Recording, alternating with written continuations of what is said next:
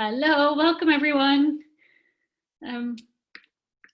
Welcome to today's session. There's a few more people joining us from the waiting room, so get comfy, get settled in, and we'll have a few more minutes before we actually get going.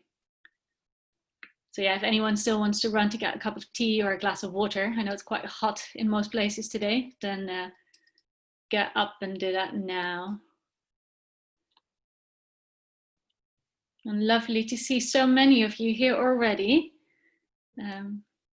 Welcome to everyone just joining us now.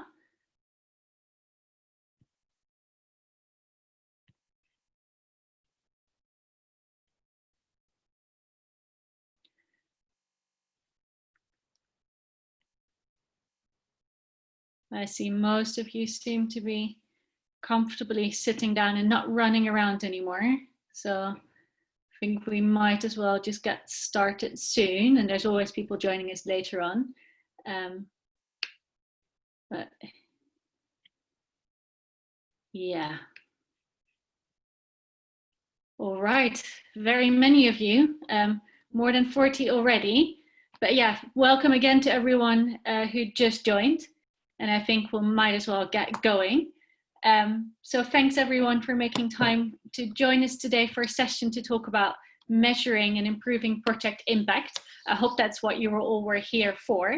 So we'll talk about monitoring and evaluation for community projects in particular, but we'll try to make it quite practical in some ways and hopefully applicable on lots of different situations. So yeah, I am Channa. I am the research manager at Eden Project Communities. So some of you, I think I see some familiar faces and people who have joined us on these kind of Zoom sessions before. But for everyone who is new, Eden Project Communities is the group behind things like the Big Lunch that some of you might have heard of before, which is like the annual Thanksgiving Day for Neighbors, which is every June. But we also are behind these kind of spaces that are about linking up people who are community-minded individuals, and how can we connect you to each other. And sometimes that's like this, where we actually talk about a specific project, monitoring the evaluation, but it's also open spaces sometimes, or Facebook groups. Yeah, you can find a little bit more about us on our website, which I've got my lovely colleagues Sam and Lucy helping on the call. So they might be able to get a link to that ready. Before we get going, a little bit of housekeeping that I've been told I need to cover. I can see most of you seem quite familiar with the setup and have muted yourself already, but especially given we have quite a few people on this call today, there will be a time for all of you to share your experience and to reflect and to talk in breakout spaces. But for these sessions where we're all together, if you could keep yourself muted, that is great. I also hope that my internet is going to stay stable today, but we'll have Lucy and Sam who will interrupt me in case there is a problem. They are also there for you in the chat.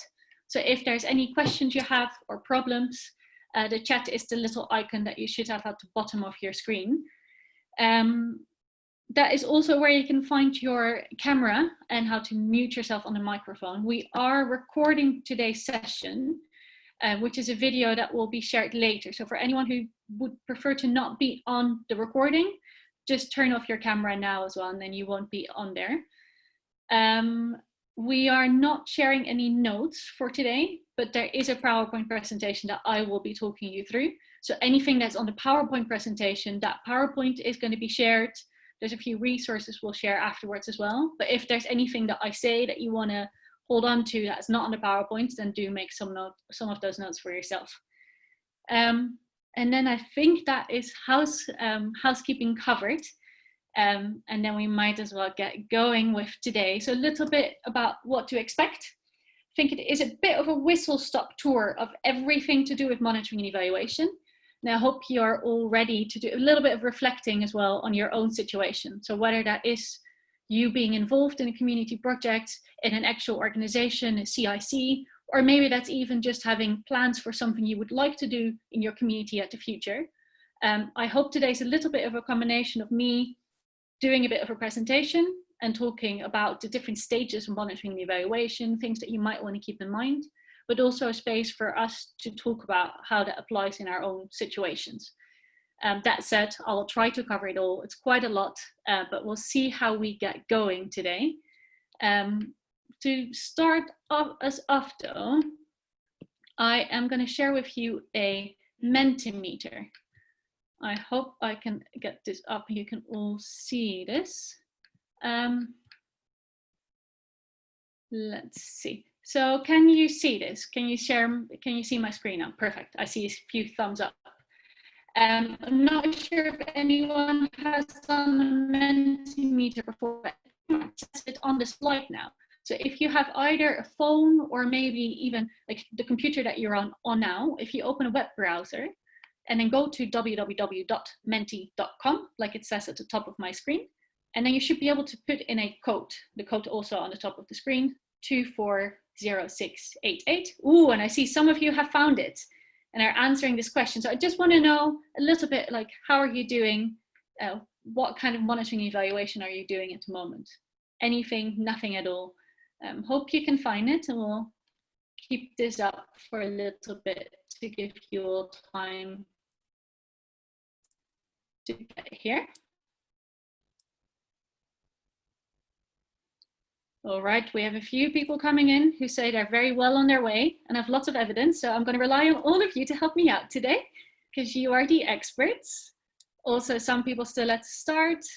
Majority of you are saying doing bits and pieces already, but could do a little bit more. So that's great to know. Interesting splits here. We'll keep it up for a little bit longer. I know some of you are still getting through. And I hope you can all see the results coming in as well. It's fine. We also now have someone saying none of these boxes really fit, which is absolutely all right. Hopefully maybe at the end of this call, there is a box that you feel you're heading towards. Giving it another few seconds.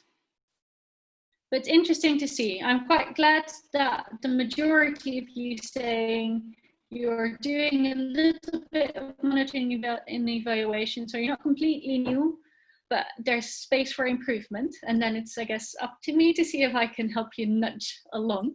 And we'll see if that is going to happen today or not. But that's good to know, and we'll keep that in mind for the rest of today's session. And then we'll see if I can get this challenge here. See if I can get this, just quickly stop sharing. There's another question I would like to ask you. We'll get that up. Just bear with me a second here. Technology.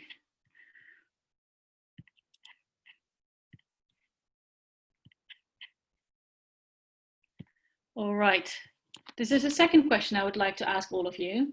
This is just getting a little bit of your view of monitoring evaluation. So what comes up when you think about monitoring evaluation? What is it to you? That can be anything like, you know, how it makes you feel, to what you think it is for, who it is for, what you're doing, just to get a little bit of a few reflections from you in to begin with. All right, tedious, interesting, getting feedback, but also crucial. Justification, exhausting, yeah. Relevant for funders, interesting, value for money. Lots coming in now.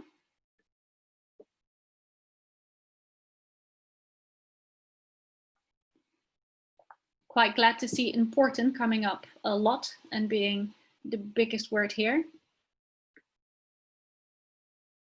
But tedious also comes up a few times. I saw something a bit scary of negative. I think that's a very, very good one. It's true. It's quite, makes you feel a little bit vulnerable maybe.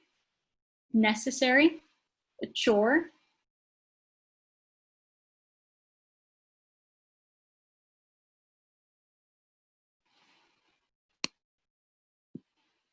I see see boring and creative quite close to each other in the right top corner.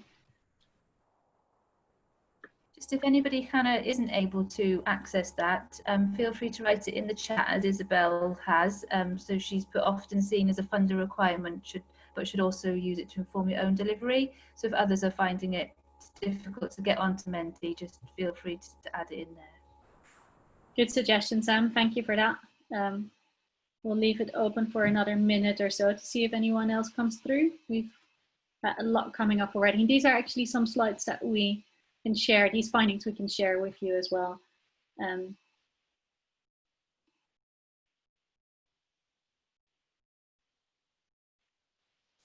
Paperwork, interesting. Problematic time. Just for anyone who also can't see this.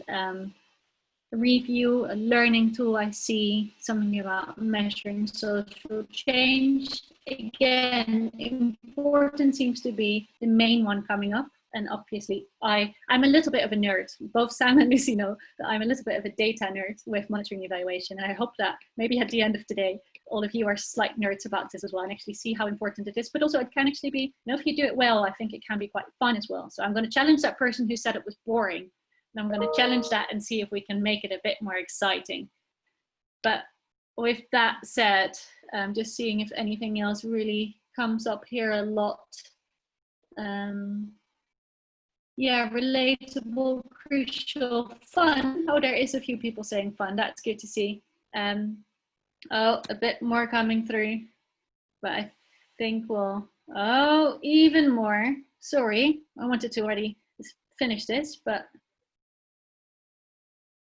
okay. So I think this is quite interesting to see, actually, the types of reflections that come up. And I hope I can quickly integrate some of this in what we're going to be talking about today. But definitely seeing, how you feel about this, whether it's important or boring. But I see a little bit here as well about who it is for. Like I see a little bit about relevant for funders is one of them, but also a learning tool, which is more for yourself. What is it? It's data, it's feedback.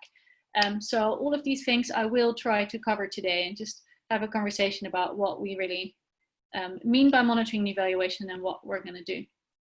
So for the rest of the call, I will start off with a little bit of a presentation. Like I said, it's a bit of a whistle-stop tour of all of the different, I think, stages of monitoring and evaluation, but then we'll also get you talking. So yeah, again, sharing my screen and getting this one up here. So that's today.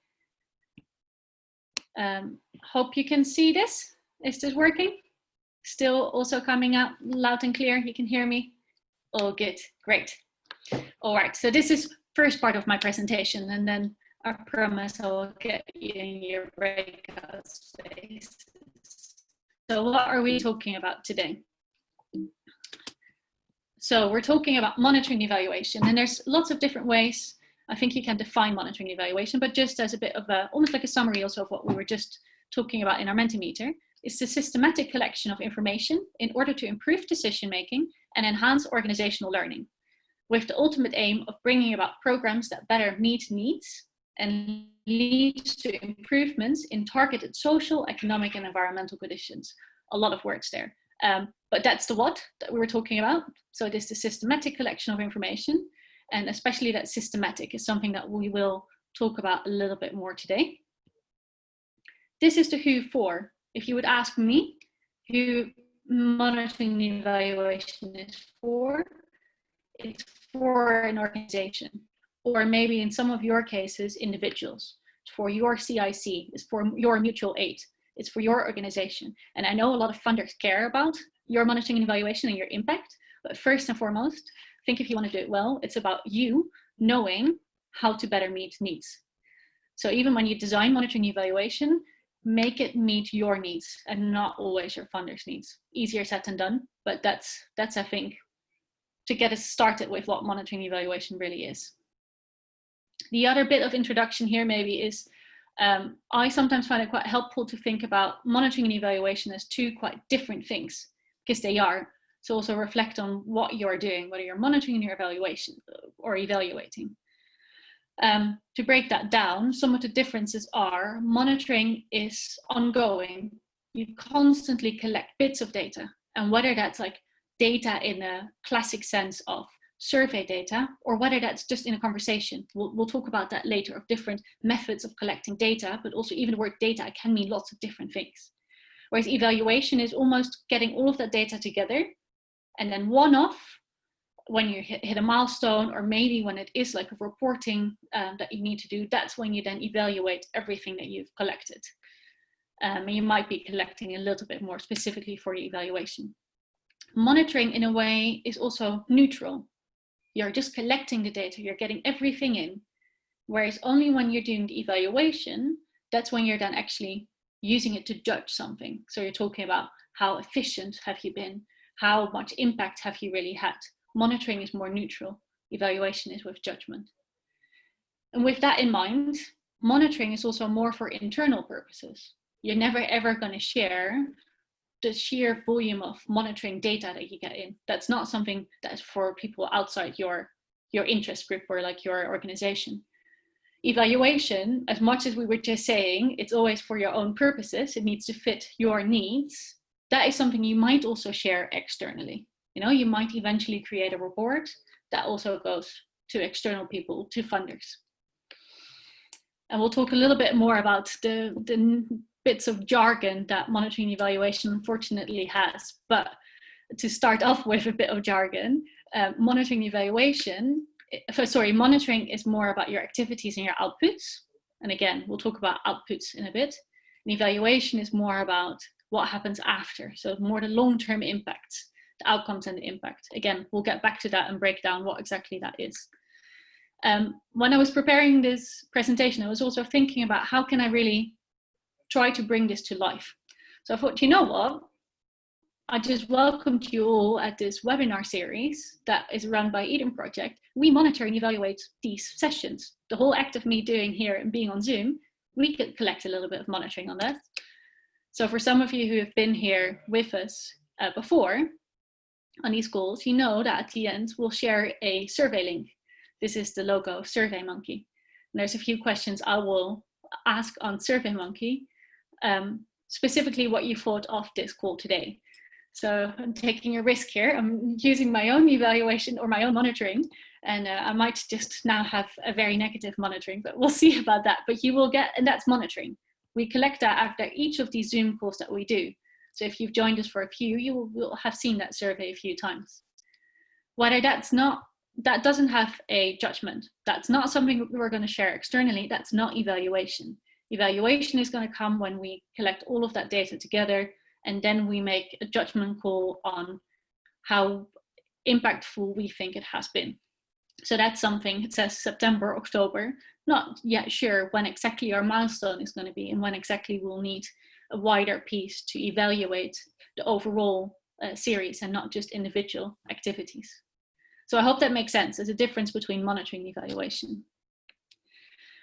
So when I said we're doing a whistle-stop tour of the different stages of monitoring and evaluation, this is the monitoring and evaluation cycle. So it's a constant feedback loop where different stages feed back into each other. So you're starting the right top corner with your planning for your activities, but also planning for your monitoring and evaluation. Then you're learning from it, but all of that goes back into assessing. So assessing what you've learned and how you can tailor the projects or the activities that you're delivering, but also how you can better monitor and evaluate those. So we'll also talk about those today in that order. To start off with the planning, and actually, if you ask me, I think planning is where you should be spending the majority of your time. Because I think too often people just react and they start doing something. But if you actually ask yourself quite critical questions and really reflect on what exactly are you doing, and why are you doing it, and what are you doing, then it's much easier to come up with the ways you're delivering it and like how you can actually prove your impact. I'm not sure if anyone has ever seen this, or if anyone has ever been asked for any funding proposals to come up with their outcomes and their outputs. But this is almost a little bit of a logical framework that you can call this. So it's about the process of what you're doing, what you need, your inputs, the activities that you're doing, your outputs, and then your outcomes. So this is my jargon busting here. And I wish I could take credit for this infographic. I can't. But I like how this is comparing a logical framework to baking a cake to make it a little bit more accessible. So the inputs when you're baking a cake, what do you need to bake a cake? It's ingredients, it's utensils, it's a recipe, it's time, it's an oven. If you would apply that to, again, whatever situation you are in, whether that's a project you've done for a while now, an actual CIC that is set up and run, or even if it's just something you want to do in the future, you also need your time, maybe your volunteers. So in this example here, it's the money, the staff, the resources. And then specifically the activities. The activities to bake a cake are measuring, mixing, the actual baking, putting it in the oven.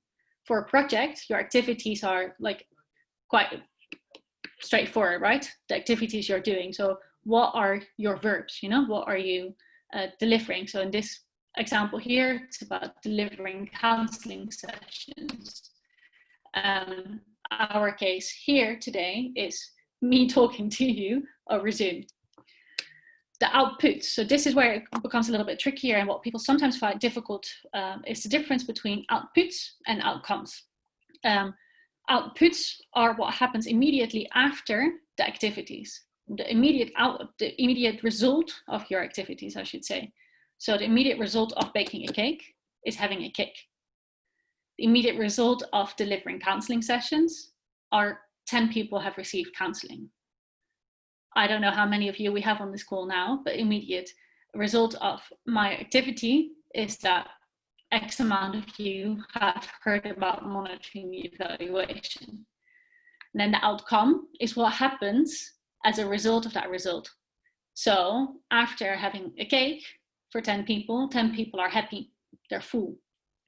After delivering counseling sessions, people are confident, they're happy. So that's the difference there between outputs and outcomes.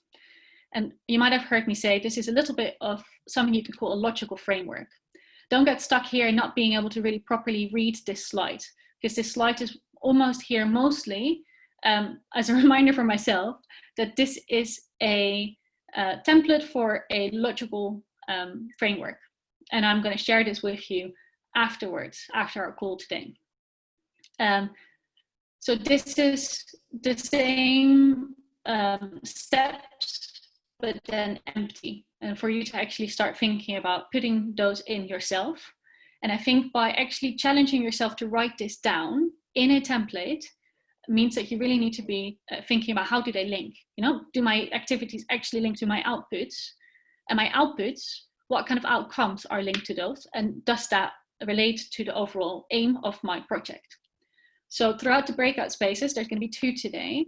I actually want you in a small group to start thinking about your own case and start thinking about, you know, how can you fill out these questions on this logical framework. The first one that we're going to start with is to get you thinking about the final outcome of people are being full or happy after having had cake. So the first breakout space that I would suggest for today is also in small groups. Introduce each other, you know, yourself to each other and talk about, you know, what are you doing? What is your case study for today? And ask each other these questions, like what are you doing? Why are you doing it? And what ultimately is what you're trying to achieve? So we're going to talk about your ultimate aim. So I think in many cases, community projects exist to address something. So also ultimately should have the aim of not needing to exist anymore, right? So when are you ready to not exist anymore? What is your project aim? And try to use each other in the breakout space almost as critical friends. You know, they're outsiders, they don't really know what you're doing. So ask each other those critical questions, like, oh, you say this, but who is this really for? Who is it not for? What are you actually doing? Are we talking about number of people, or like, can you be as specific as possible? So that's the challenge that I'm going to set you during your first breakout space. Does that make sense? Are we still following? I see a little bit of nodding. Then Lucy, would you be able to set up the breakout spaces for me?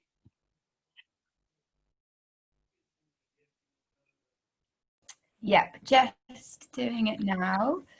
So 15 minutes, guys, and you should all get an invite in a second. All right.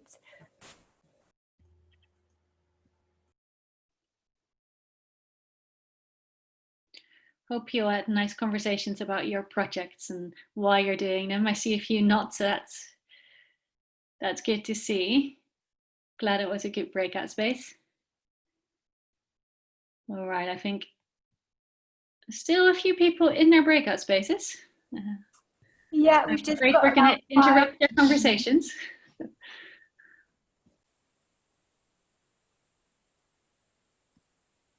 I think everyone is back now. Welcome. Welcome back to the main space. Yes, I think we have everyone again. I hope you all had good conversations. And I'm conscious I definitely don't want to go through everyone's individual, as much as I would love to actually, but we won't have time to go through everyone's individual projects and what you discussed. But does anyone have any reflections on just what that exercise of sharing and asking each other questions was like? Any reflections on that breakout space? Feel free to unmute yourself. I can't see all of you, but just go for it.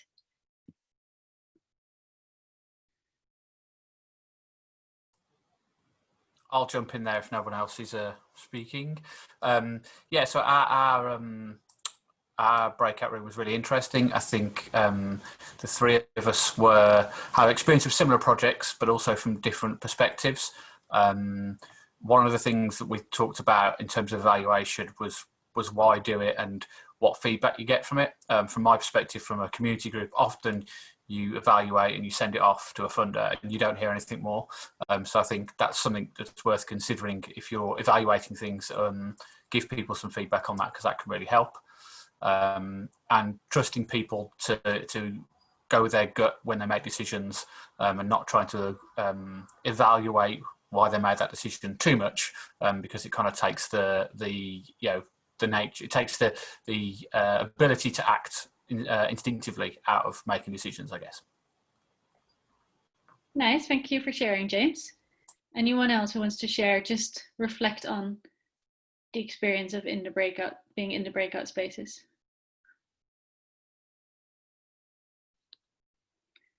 It's always a bit awkward on Zoom, right? Not knowing who's next. I'll have a go if nobody else does. I feel a bit guilty because I hogged all the time, but it was really grateful, and it's really good to hear other people's feedback on what you're doing, because sometimes you're so in it.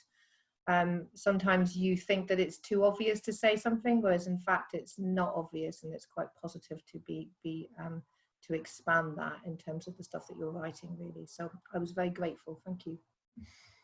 Good to hear that, Karen. There is going to be a second breakout space later with a slightly different question, but hopefully with the same group of people. So you have more space to also talk about the other projects later. Still, anyone else? We have a bit more time for further reflections. If anyone, there's also no pressure, of course. If anyone wants to share, then feel free. My name's Sandra. We were in breakout room 10, I think.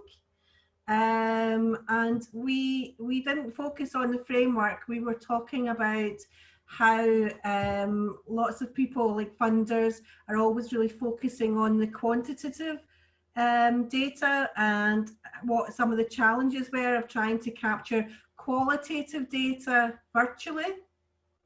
You know, because if we were in the kind of normal world, we would be having focus groups, we would get people around the table, whereas now we're doing everything virtually. And there's issues with that. So we were talking about different ways of maybe capturing information through storytelling. Bobby was telling us about a group called the Old Fire Station, who was doing some training on storytelling. And then we were talking about case studies. And instead of having them in a written way, of maybe using video, which is what my own organisation, we did that. We've done video case studies. So we were looking at those kind of, you know, trying to bounce ideas around capturing the qualitative data in a virtual world. Great, Sandra. You're almost ahead of your time. I was literally, the next bit of my presentation was going to be about how to actually go about collecting data. So it's great that you already had that conversation.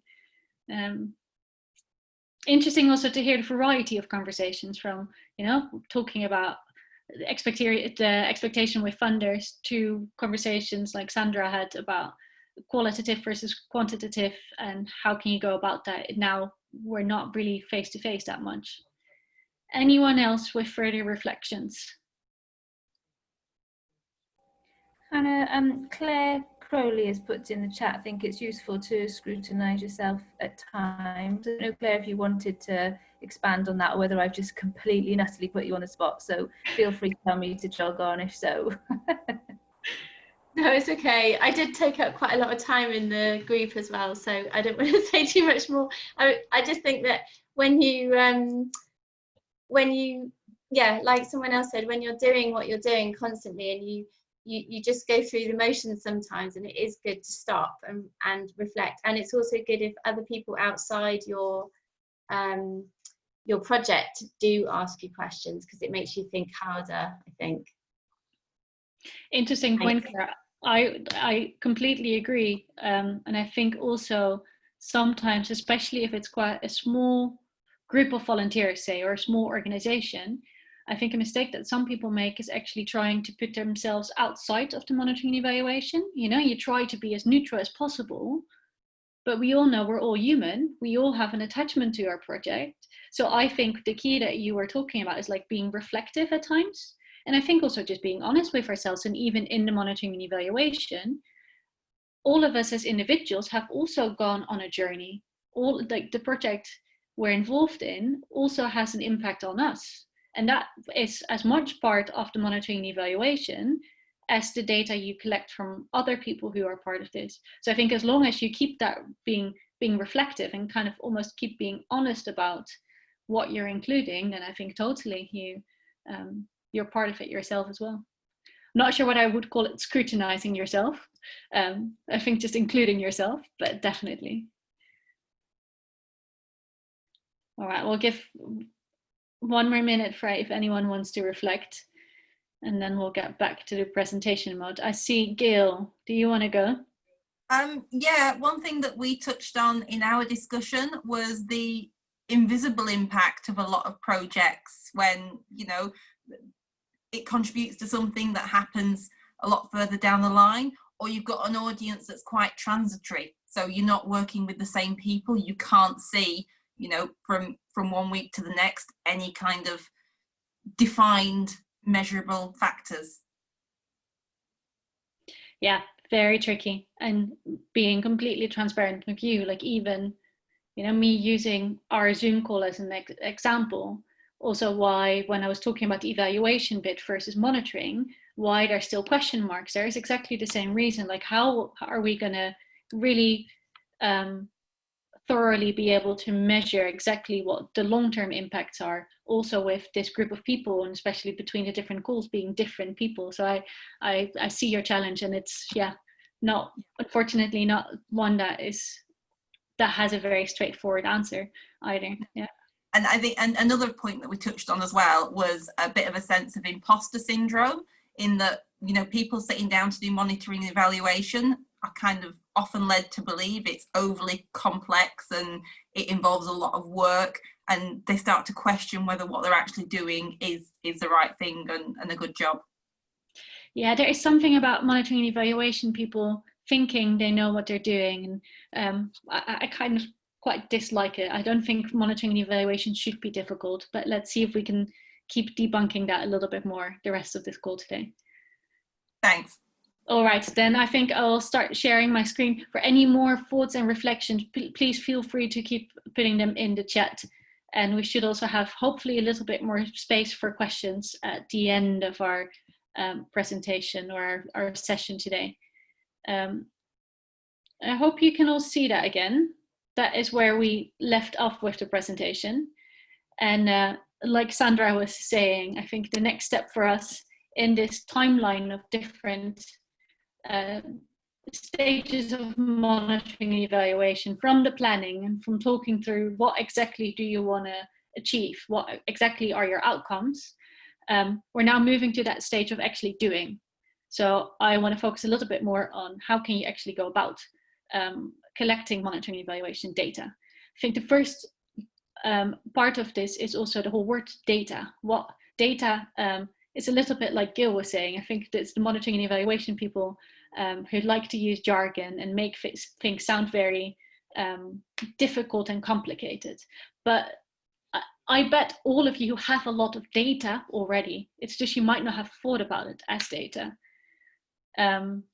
The other bit here to maybe say is also when we think back about the definition that we gave of monitoring and evaluation, remember that when we were talking about what monitoring and evaluation is, we said it was the systematic collection of, did it say data? I reckon it did, but it was the key word there was systematic. And I think that is possibly the switch that some of us might need to make in our minds, that conversations we have already, whether that's face-to-face, whether that's online, whether that's, on the phone, can all be monitoring and evaluation if you're a little bit smarter about how you systematically collect that. And that just kind of means, what do you do with that data? If you have an email and someone's mentioned your project or your plans in it, I had so much fun last week when we saw each other during the activity, copy and paste, put it in an Excel document, there you go, data.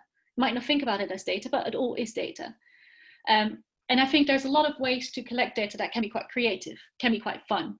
So think outside the box a little bit as well, and it's all about your project and your involvement in it. So also do what you think you would like to do. So don't get too carried away with trying to be as proper as possible. I think as long as you collect and store it, it's more about the storing of data. That I think is the biggest switch that you might want to make. But just to help out a little bit with talking about different ways you could be collecting. So for example, again, going back to the SurveyMonkey, just as a platform, SurveyMonkey is really smart. It really can help you quite a lot with predicting what kind of questions you want to ask. SurveyMonkey also for, I think it's up to 100 people you can collect responses from, is free. You can ask, I think it's 10 questions, 100 people. And there's quite a few platforms like that, especially nowadays needing to be digital. Google Forms is quite good as well. So there's definitely some survey ways you can get data, and then it's the typical survey data, but you can also just ask open questions. Be really open in what you ask people, get them to type a response and collect that as your input. This one is here as a face-to-face image of people sitting together and having a conversation, but obviously you can have that over Zoom, you can have that over email. It doesn't even need to be like an interaction that's back and forth. But I do think there's a lot of value in actually these conversations. And I sometimes have had people ask me like, oh, but then I don't really know what to ask. It can be quite difficult. If your project does lots of different things, what do you really ask people? And my answer usually to that question is, I like to say that I did a most significant change method. I'm not sure if anyone has heard of that before, but it's basically just asking people the question, since your involvement in a project, what is the most significant change you have experienced? So what is the main thing that you've learned or picked up? And I think I like that question because it gives people the freedom to actually talk about what matters to them. And then that is your data, is actually understanding what matters to the people in your project. But don't underestimate, I guess, what I'm trying to say, just having a conversation and how much data there is in conversation. This logo here is the Mentimeter. We actually did a little bit of Mentimeter data collection earlier. Again, Mentimeter is a tool that is also free to use. The one that I have, that I used earlier today, is free.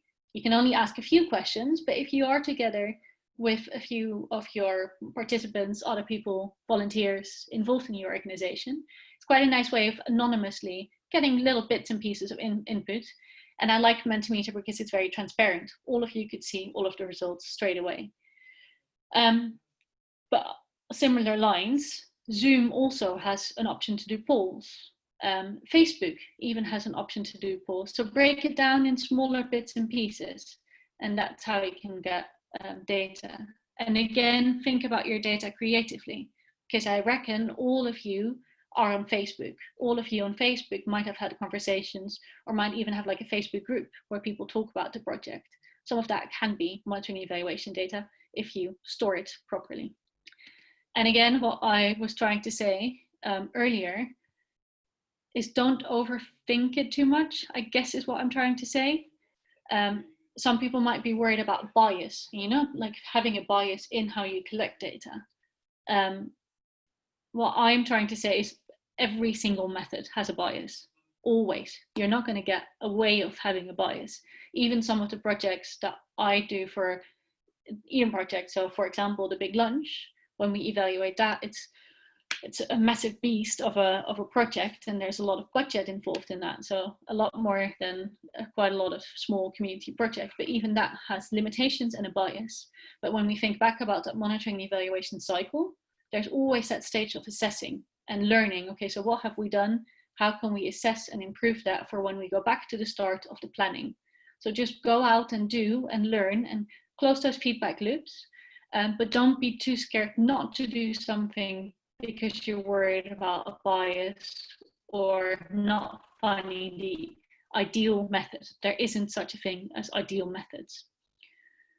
With that said, when you're designing the types of methods that you want to use, there's different types of data you can also think of. So I think maybe even for those who have quite a lot of experience with monitoring and evaluation, so far this was piece of cake, all familiar.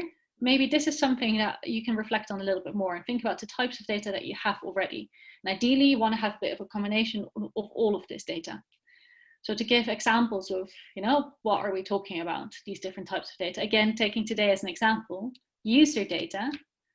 Some of you might remember that when you registered on Zoom, a little bit cheeky here, but when you registered, we asked if you were willing to share a postcode. It wasn't mandatory, but some of you shared your postcode. So that means I know, in principle, I could see where all of you live, and I know geographical spread. That's user data. But the Mentimeter, when I asked you where in your M&E journey you are, that also says something about you as people. So that is some user data there. So it's your demographics.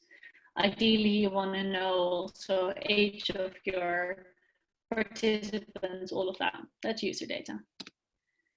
Engagement data, again, taking today as an example, and the Zoom registrations, it also means, don't worry, I've not actually done this, I have no clue yet, but I could, in theory, look back on our previous Zoom registrations and look whether some of you have joined us before or whether you're one-off. You know, do you come for this Zoom call or do you come back? So engagement data is about the types of involvement that people have in your project. So feedback data is, I think, quite self-explanatory, is asking people their feedback on what on your activities, on your project. Again, taking today as an example, in the survey you will get later, there's a question that asks you how, after today's session, how likely you are to recommend this session to other people. That is getting some direct feedback on whether or not I made any sense, whether or not you actually picked up anything from today. We'll see.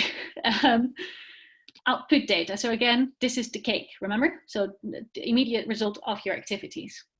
The survey you're getting later also has a few questions about, after this session today, I feel more connected to like-minded individuals. I feel more confident. And that says something about immediately after the call, what you get from it.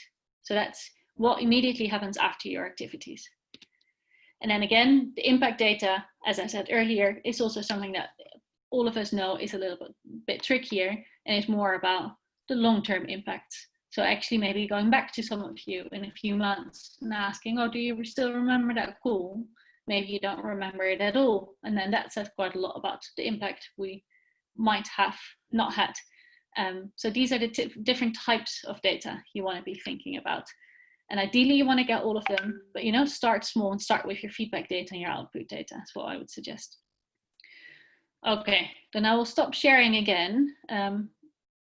And I would like to get you all back into breakout spaces and to see if we can almost flip that coin of our logical framework. So earlier on, you had a conversation specifically about, you know, what are really your outcomes? What are you aiming to do? And I would like you now to start thinking about the other end. So start thinking about what are the activities that you're doing and what are the immediate outputs of those activities. And then in your group, start thinking if you can brainstorm together about what are best ways to measure that. Are there some questions you could ask? What are the indicators for that? But yeah, have a chat about that together. And again, be a critical friend for the other people in your breakout space. Lucy, are you able to set those up for me? Yeah.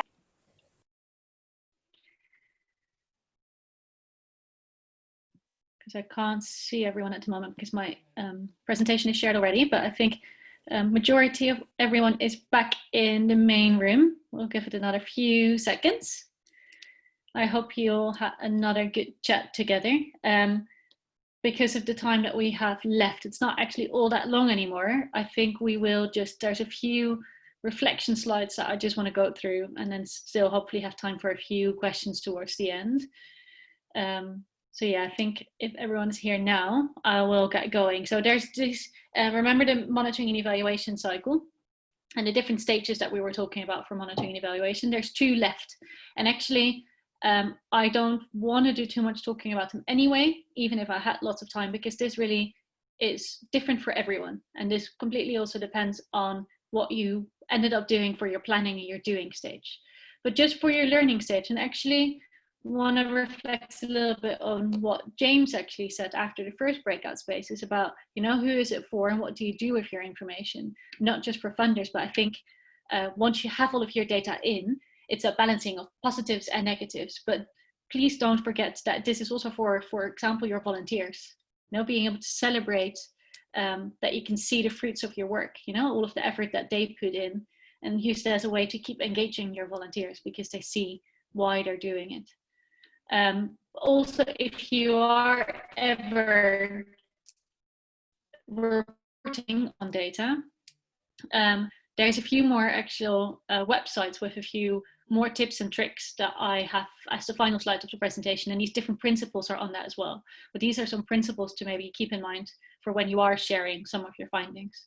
You know, principles such as clarity, accessibility, transparency, accountability, verifiability, and proportionality. And I think especially that last one, you know, again, don't be too rigid with expectations. You know, you can create a poster, have a poster up in like community spaces, you know, with a few of your findings, a few nice quotes, maybe a case study. But if you have done quite a small bit of monitoring and evaluation, don't create a massive report. Don't feel like you need to write 40 pages about your work, but make it fit for purpose, I guess. And it can be a Facebook post, it can be an email you send out to people. So again, just see what fits in the scope, but it's better to do something than to do nothing, and just keep learning and keep growing and keep going back through the assessing stage to then replan and learn what you can do better. So that last one, assessing, is also one that I don't want to keep completely blank, but mostly keep blank. This is the final reflections, I think, of what we've talked about today, and really want to hone down for you. If you want to make monitoring evaluation work, make it work for yourself. I know it's much easier said than done, because it can be, you know, the funders in the back of your mind, or you're worried about funding and other people around. But ask the questions that you have always wondered about. Ask your volunteers and the people in your organization the things that you wonder about, and then use that to improve what you're doing. You know, like if you really look back at that logical framework, look at how your activities link to outputs, to outcomes, and your aims. And if you look at your outputs and you really ask yourself those questions of, is it working the way it is? And you can improve, then eventually, you know, you will get there where you can use your monitoring and evaluation for your funders. But use it as a tool to reflect and improve yourself and your project, more than wanting to get out of it your impact stats to prove, because it's going to be more hollow. No one wants to engage with monitoring and evaluation. You're going to ask people's time and input on collecting this data, so make it worthwhile for everyone who's involved. And I think the last bit of advice here is start with the end in mind. So also think about, what do you need your monitoring and evaluation for? You know, don't just start randomly asking, but think about, you know, do you want it to result in a report? Is that what you need? Then help with that. So I guess, like I said earlier, spend a lot of your time on your planning. Really think through what you want to do and why you want to do it, because that's going to eventually pay off. All right, and we've got a few more minutes. So I think we'll, this is a presentation I will share with all of you. So you should have these links then coming through as well. These are a few that even I still use. Some of them are quite rich in different methods, helpful with assessing yourself. Like the Inspiring Impact has quite a good tool to look at your own monitoring and evaluation. But also included my own email address here. So if anyone ever has questions about, you know, wanting to have a bit of advice, or even maybe questions that we won't get through to today, then feel free to also share them with me over my email address, and I will always try my best. Can't promise I always have the answers, but I will always try my best.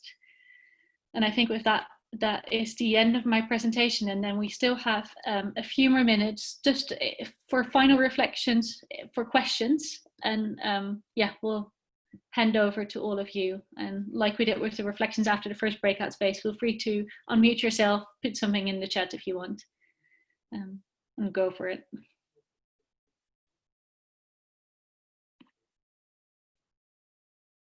Anyone? I think we're all waiting for someone else to take the initiative. But if there's also no questions, then that's fine.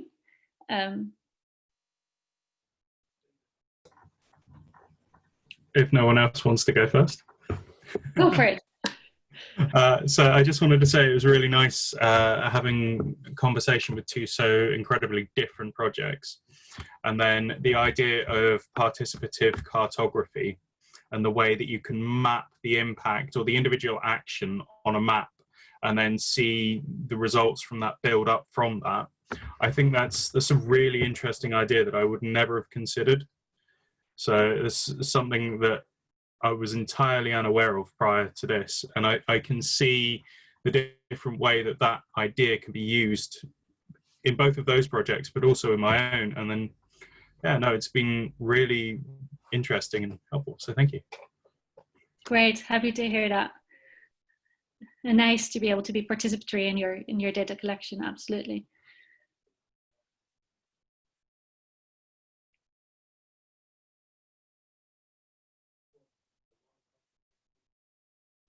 Just leaving this open if anyone else wants to go.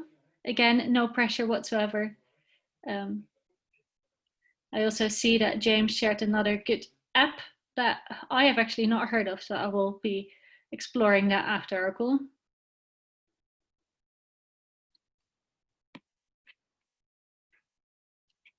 All right, well, if there's no more questions, then I think we got to the end of our session for today. Like I said earlier, if there's more questions coming up, then feel free to contact me on my email address. We also have a Facebook group where some of you might already be part of, where you can find us. It's the EPC Community Network. You can find that on Facebook. And I would also like to ask Sam to share that survey that I've been talking about a little bit as the example of how we monitor our outputs of our sessions. So if you could all, it literally should only take a few minutes. If you could look at that, that would be much appreciated.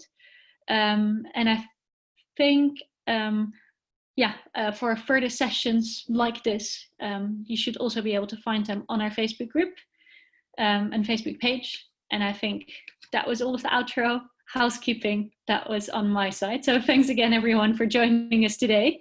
Hope it has cooled down a little bit where all of you are, and you can enjoy your evenings. No, I see a few shaking of hands. Luckily here in Cornwall, it's not actually that hot. But anyway, all enjoy your evenings, and hope to see you all again on another call. Thank you. Thanks, everyone. Thanks, bye. Cheers, everyone. Take care. Thank you, bye. Bye. See you all soon.